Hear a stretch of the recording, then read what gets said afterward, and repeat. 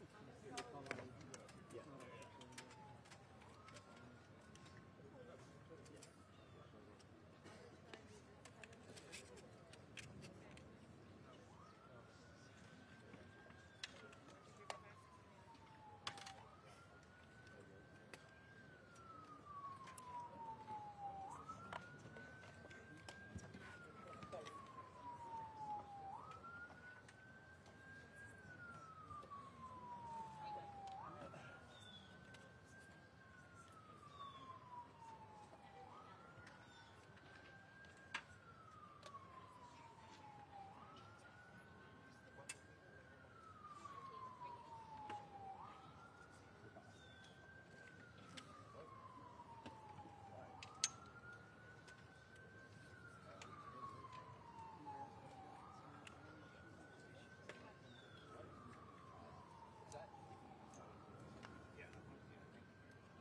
Great, how are you? Thanks, Suzanne. Thank you.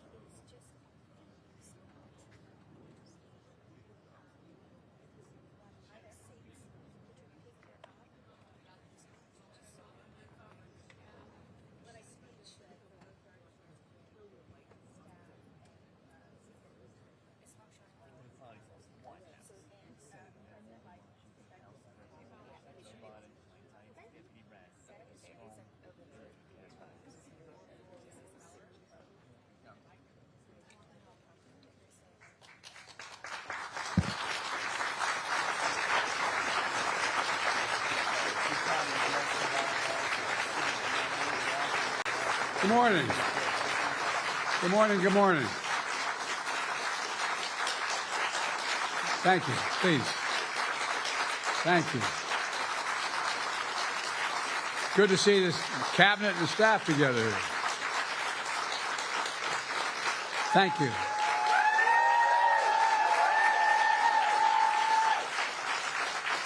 Thank you, thank you, thank you. Please.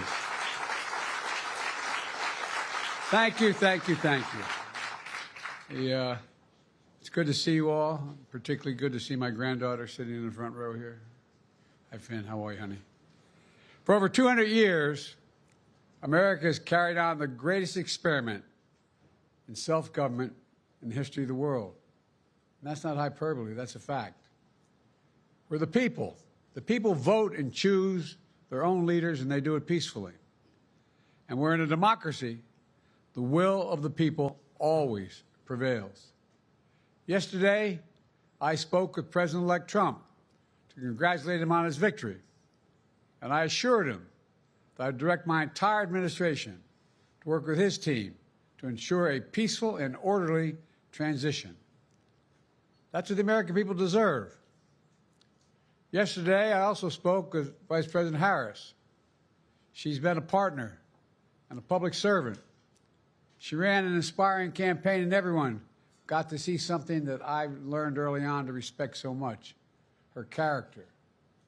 She has a backbone like a ramrod. She has great character, true character. She gave her whole heart and effort, and she and her entire team should be proud of the campaign they ran. You know, the struggle for the soul of America, since our very founding, has always been an ongoing debate and still vital today. I know for some people, it's a time for victory, to state the obvious. For others, it's a time of loss. Campaigns are contests of competing visions. The country chooses one or the other. We accept the choice the country made. I've said many times, you can't love your country only when you win. You can't love your neighbor only when you agree. Something I hope we can do, no matter who you voted for, is see each other not as adversaries, but as fellow Americans. Bring down the temperature. I also hope we can lay to rest the question about the integrity of the American electoral system. It is honest, it is fair, and it is transparent. And it can be trusted, win or lose. I also hope we can restore the respect for all our election workers who busted their necks and took risks at the outset. We should thank them. Thank them for staffing voting sites, counting the votes, protecting the very integrity of the election. Many of them are volunteers who do it simply out of love for their country. And as they did their duty as citizens, I will do my duty as president. I'll fulfill my oath, and I will honor the Constitution. On January 20th, we'll have a peaceful transfer of power here in America. To all our incredible staff, supporters, cabinet members, all the people who've been hanging out with me for the last 4 years. God love you, as my mother would say. Thank you so much. You put so much into the past 4 years. I know it's a difficult time. You're hurting. I hear you and I see you. But don't forget all that we accomplished. It's been a historic presidency. Not because I'm president, because what we've done, what you've done. A presidency for all Americans. Much of the work we've done is already being felt by the American people, but the vast majority of it will not be felt over the next 10 years. We have legislation we passed that's just only now just really kicking in. We're going to see over $1 trillion worth of infrastructure work done, changing people's lives in rural communities and communities that are in real difficulty because it takes time to get it done. And so much more it's going to take time, but it's there. The road ahead is clear, assuming we sustain it. There's so much we can get done and will get done based on the way the legislation was passed. And it's truly historic. You know, we're leaving behind the strongest economy in the world. I know people are still hurting, but things are changing rapidly. Together, we've changed America for the better. Now we have 74 days to finish the term, our term. Let's make every day count. That's the responsibility we have to the American people. Look, folks, you all know it in your lives. Setbacks are unavoidable, but giving up is unforgivable. Setbacks are unavoidable, but giving up is unforgivable. We all get knocked down, but the measure of our character, as my dad would say, is how quickly we get back up. Remember, a defeat does not mean we are defeated. We lost this battle. The America of your dreams is calling for you to get back up. That's the story of America for over 240 years and counting. It's a story for all of us, not just some of us. The American experiment endures. We're going to be okay, but we need to stay engaged. We need to keep going. And above all, we need to keep the faith. I'm so proud to have worked with all of you. I really mean it. I sincerely mean it. God bless you all. God bless America. And may God protect our troops. Thank you, thank you, thank you.